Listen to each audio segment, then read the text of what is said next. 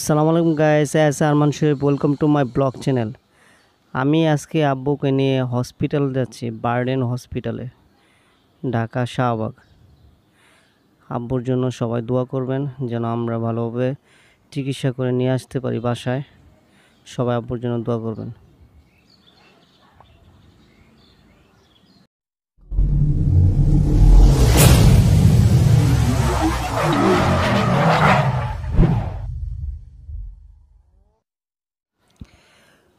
আব্বু হঠাৎ অসুস্থ হয়ে যায়, তাই আমরা চিন্তা করছিলাম যে ঈদের আগে নেব। তারপর ডেট ঠিক হলো যে ঈদের পরে, তো ঈদের পরে চলে আসলাম ঢাকা।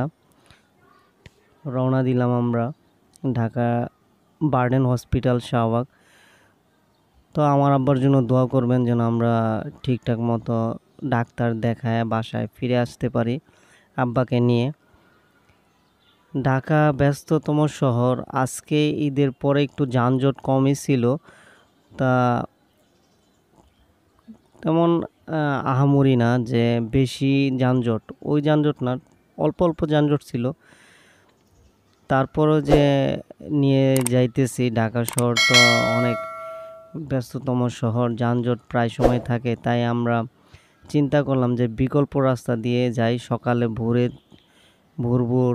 7টা-8টার দিকে রওনা দিলাম। ভোরে রওনা দিতে চাইছিলাম, কিন্তু ভোরে রওনা দিই নাই, কিন্তু 7টা-8টার দিকে রওনা দিছি।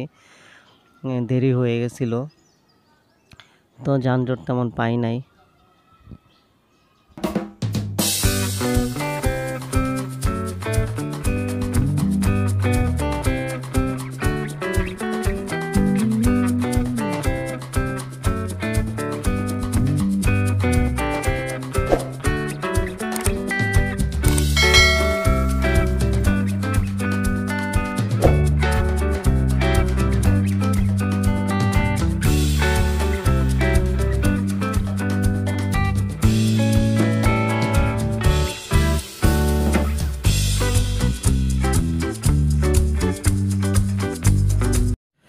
আব্বাকে হসপিটালে দিয়ে আসছি। ভাইয়া বলল যে তুই তোর ড্যামরা চলে যা, আমার নানু বাসায় ড্যামরা। তাই আমি আজকে রাতের বেলা ড্যামরা থাকবো, আর ভাইয়াকে হসপিটালে দিয়ে আসলাম। ভাইয়া হসপিটালে থাকবে আব্বার সাথে। হসপিটালে ভর্তি করে দিয়ে আসছি। যাইতেছি এখন আপনার ড্যামরা স্টাফ কোয়ার্টার দিকে রওনা দিলাম। ঢাকার আশেপাশে, ড্যামরার আশেপাশে অনেক সৌন্দর্য আছে, আপনি দেখলে ভালোই লাগবে। যে এই যে ব্রিজের আশেপাশে দৃশ্যগুলো অনেক ভালো লাগতেছে আমার কাছে, আপনাদের কাছেও ভালো লাগবে। ভিউটা অনেক সুন্দর। আমি অনেক দিন পর নানু বাসা যাচ্ছি, প্রায় অনেক দিন পরেই আব্বার ভর্তির কারণে আসা, তাই আজকে আসলাম। হসপিটালে চলে আসলাম রাতে 8টার দিকে। এখন বাজে আপনার 12টা, সাড়ে 12টা বাজতেছে। সবাই ঘুমায় রয়েছে, আমি আব্বুর জন্য অপেক্ষা করতেছি। আব্বু ঘুমাইতেছে ভিতরে, আমি বাইরে অপেক্ষা করতে। দেখেন পুরা হসপিটালে ফুললি নীরব, একবার নীরব, সবাই ঘুমায় পড়ছে। আমি রাত জেগে আছি। এই যে বার্ডেন হসপিটালের 13তলায় দেখেন ফুললি সবাই ঘুমায় রয়েছে, নীরব নিস্তব্ধ, লিফট সব অফ। আমি একবার একান্তভাবে একা সজাগ রয়েছি, কিছু কিছু মানুষ সজাগ রয়েছে, হাঁটতেছে। সকালে একটু বের হলাম শাহবাগের আশেপাশে দেখার জন্য। বাংলাদেশের জাতীয় জাদুঘর, এটা বাংলাদেশের জাতীয় জাদুঘর, এখান থেকে টিকিট কাটে। আমি তো সকালে অনেক সময় কম, তাই আমি একটু বাইরে থেকে দেখানোর চেষ্টা করলাম আপনাদেরকে। এটা বাংলাদেশের জাতীয় জাদুঘর, আর ভিতরে ঢুকি নাই, সময় কম দেখা।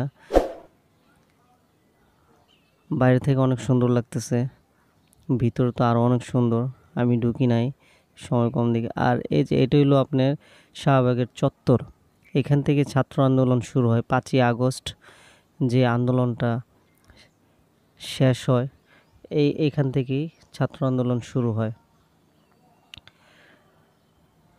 সারা বাংলাদেশে আলোড়ন সৃষ্টি হয় এখান থেকেই। এই শাহবাগ যত আন্দোলন হয় এখান থেকে আন্দোলনটা হয়। তাই একটু ঘুরে ঘুরে দেখতেছিলাম আমি, ভালোই লাগতেছে,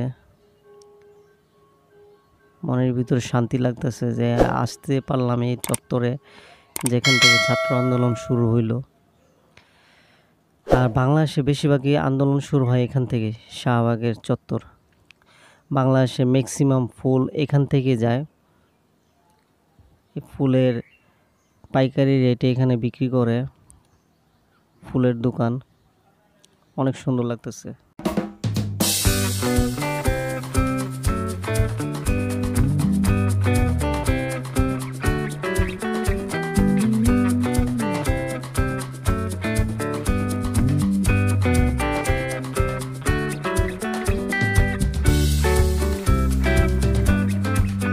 আমার সামনে যে বিল্ডিংটা দেখতে পাচ্ছেন এটাই বার্ডেন হসপিটাল। এখানে আব্বুকে ভর্তি করছি। ফুলের দোকান এই জায়গায় পর্যন্ত শেষ, এখন হসপিটাল দিকে রওনা হচ্ছি। এখানে অনেক পার্কিং করে রাখতেছে, গাড়ি অনেক পার্কিং করে রাখছে। বার্ডেন হসপিটাল পুরাটুকুই দেখা যাচ্ছে এখান থেকে। এখন হসপিটালের ভিতরে ঢুকতেছি আমি। অ্যাম্বুলেন্স, অনেক অ্যাম্বুলেন্স গাড়ি এখানে রেখে দিছে।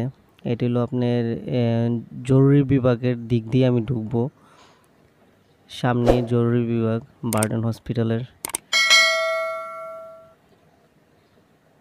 হসপিটালে প্রচুর মানুষ হয়, ডায়াবেটিস হসপিটাল তো, এখানে আপনার ভালো চিকিৎসা, উন্নত মানের চিকিৎসা হয় বার্ডেন হসপিটালে, আপনারাও জানেন। তাই আব্বুকে নিয়ে আসছে, আব্বুর ডায়াবেটিস আছে, তাই হসপিটাল নিয়ে আসলাম চিকিৎসার জন্য। সবাই তো চায় একটু ভালো চিকিৎসার জন্য চিকিৎসা করা হোক, তাই বার্ডেন হসপিটাল নিয়ে আসে সবাই। তাই আমরাও নিয়ে আসলাম আব্বুকে। সবাই আমার আব্বুর জন্য দোয়া করবেন। ভালো থাকবেন সবাই। আর আমার ভিডিওটা ভালো লাগলে অবশ্যই সাবস্ক্রাইব করবেন, শেয়ার করবেন। ভালো থাকবেন সবাই। আল্লাহ হাফেজ।